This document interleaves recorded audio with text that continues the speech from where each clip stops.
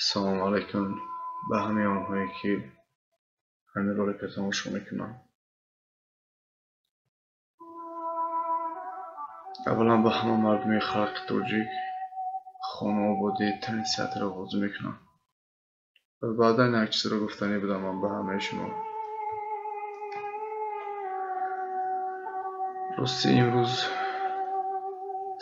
میشود که من همین قصه رو شنیدم که یک پسر بچه 5 ماهه که در روسیه جان داده است.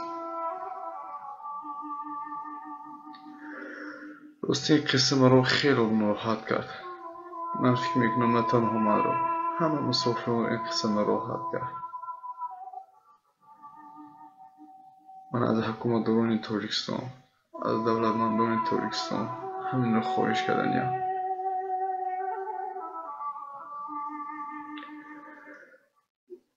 نه اونقدر ما سوال کافی داریم. اگر حضور برآمده یک گپ روی زنی ما رو پگاهش کرد یا تروریسم مینامد یا به یگان گناهکار شما رو گناهکار میکنه.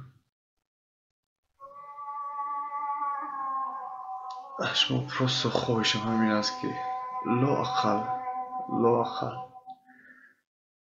یگان شرطنامه های خوبی بین این دولت روسیه بندید که هر روز تاجیک ها رو نکشند. شما خودتون رو بهتر میدونید که در این روزها چندین تاجیک ها رو میکشند اما کسی چیزی نمیگوید. برای اینکه اگر کسی چیزی گفت برای که آن رو با یگان تهمت ها با یگان بلای بر گرفتار میکنند. گفتنی من همین از دولتمندان، از دولت تاجیکستان خواهشم همین است که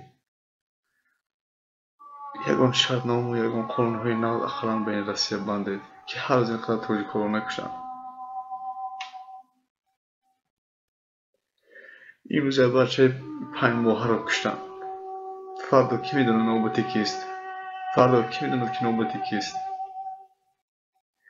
امروز که ما رو نکشتن ما خرسند هستیم. این را همه دیگران هم میدونن. اگر پس از فردا من رو کشتن چی؟ یا یکی دیگر را همینطور خاموشی ساده میگیریم. آخر رسید لحظه ای که ما نیز باید حقیقت را بگوییم. لااقل شما نیز طرفدار این مظلوم خلق باشید. باقی در پناه خدا باشید. السلام علیکم.